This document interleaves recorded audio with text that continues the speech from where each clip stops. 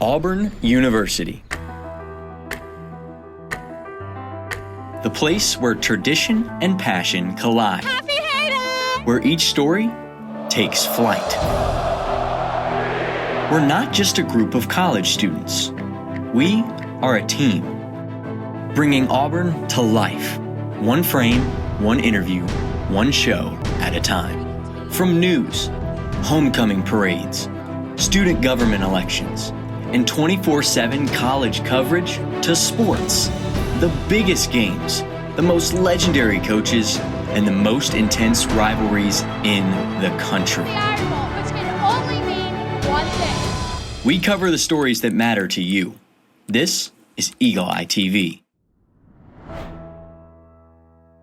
Good evening and welcome to Eagle Eye News at 6. Eagle Eye TV has done a great job. And welcome to Eagle Eye News at 6. We are just having a great time here in Auburn, Alabama. The party is not over yet. Eagle Eye TV, Auburn's news leader.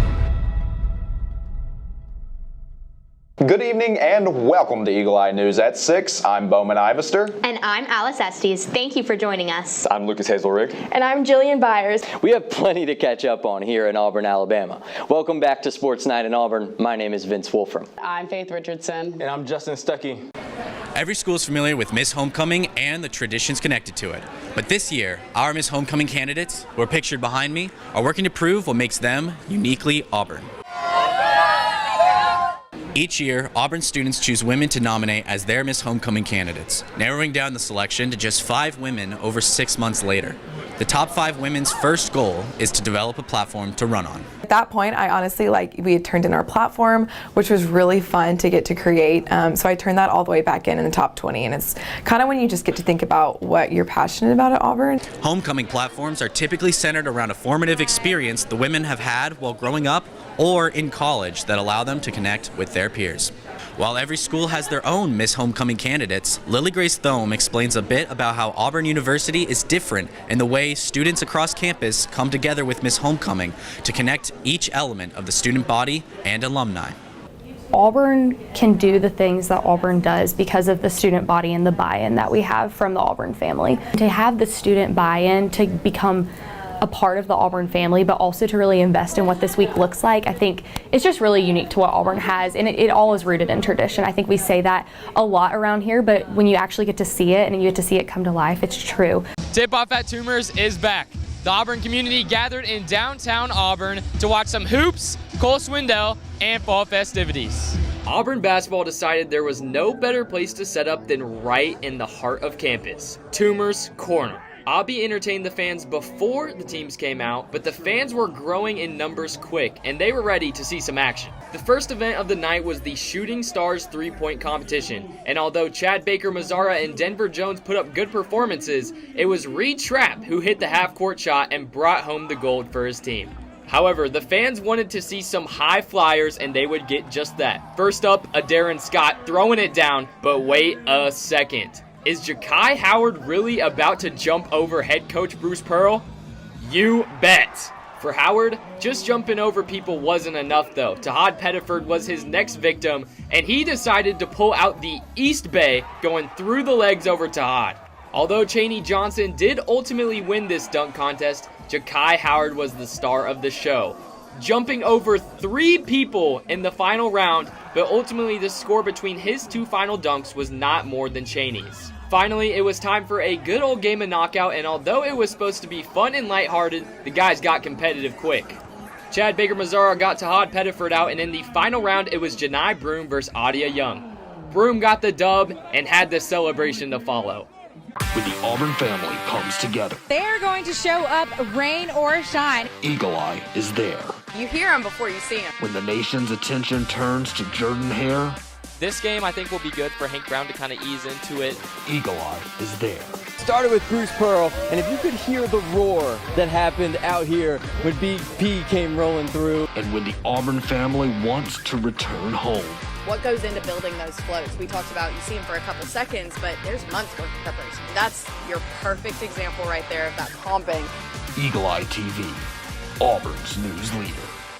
So how do you prepare the team going into this weekend for the Outlive game? How do you prepare them a little differently, knowing that they're playing for such a big purpose? Want them to focus on the game. Just, it's their job to focus on the game. They got enough other distractions. We'll take care of everything else off that. They'll wear their t-shirts. Everybody in attendance will have an opportunity to fill out a placard or 2 or 3 or 4, however many that you want, in honor of somebody that is either outliving their cancer or lost their life to cancer. So this year for me, my dad died of cancer. So just this August. So we'll have a special meeting. When it comes to United States elections, the state of Alabama has historically had some of the lowest voter turnout in the country, with only 37% of eligible Alabama voters participating in the 2022 midterms. That places the state 5th from the bottom in terms of turnout. Being less than 2 weeks away from the 2024 presidential election, it calls into question why the state of Alabama has such a lack of voter turnout, and it seems there could be several reasons. 2 explanations that appear to be intertwined could be that the state of Alabama doesn't offer early voting, as well as the confusing nature of absentee ballots, both of which complicate and narrow the doorway for how much time people have to cast their ballot. Ray Naraki, Auburn University student and first-time voter, explained that they live close enough to their polling location to vote in person, but when assisting a peer in completing his absentee ballot, found it entirely too complicated. He was very confused about it. He almost didn't vote because it was so confusing. He lived in Georgia. So I think it's just a lot of paperwork and information that just can be a lot confusing for a lot of people, especially young people who don't always have the time to fill out that kind of stuff. Dr. Mitchell Brown works with the National Association of Elected Officials and is a professor at Auburn University. Even with her background in election administration and teaching courses to volunteers on how to conduct the polls, absentee ballots can be complicated. I tend to vote absentee, and frequently I'm requesting a ballot from out of state because I'm gone so much, and the process in Alabama is pretty challenging. Like, this is what I do all the time, and I still struggle every time I have to request an absentee ballot. Another likely reason for the low turnout could stem from non-competitive elections. With Alabama being known for its consistent red wave, Alabamians feel as if their vote will either fall in with a large crowd or be vastly overshadowed. Probably more important factors, though, are things like the fact that party competition in this state is pretty low. And so as a consequence, without party competition, most people do not turn out to vote, and they're just voting for one candidate from one party. And so a little bit of competition would probably increase voter turnout dramatically. Through 3 quarters today against Oklahoma, the offense looked like they had turned the page, but come the 4th quarter, a stagnant Auburn offense is what cost them the game.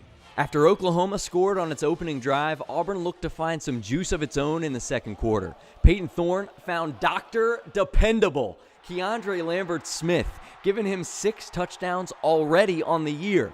Add one more point to his 6 after he got jiggy. Come on now. The war-ready defense was running freshman Michael Hawkins Jr. out of the pocket all afternoon. This time, Austin Keys got to him. Momentum breeds momentum, and the best way to start is to start. Peyton Thorne, sir, how do you do? Malcolm Simmons lifts the Tigers to a 14-7 lead after that 48-yard bomb. Mr. Cardwell, you're right on, because the big dogs were dogs. From the OU 1-yard line, the lob, Thorne to Luke Deal, the 6-year senior showing some youth. 21-10, Auburn. After one 4th down stop and a missed field goal in the 4th quarter by the Tigers, Oklahoma began to air it out. Hawkins to J.J. Hester for 60 yards down to the Auburn 5, where the Sooners punched it in. After a failed 2-point conversion, Oklahoma trailed 21-16. That's when a bad dream turned into a disastrous reality for Auburn. Kip Lewis reads Thorne, rumbles 63 yards for the pick 6. Auburn down on the scoreboard, and the fans were down bad. Oklahoma would walk away with the win feeling as good as this dude, 27-21. Auburn had 191 more yards than the Sooners, but finished with less points on the board. Head coach Hugh Freeze addressed the scoring puzzle. We've got to do something different to win these games when we're able to produce the yards we are. We're not producing the points that should come with that.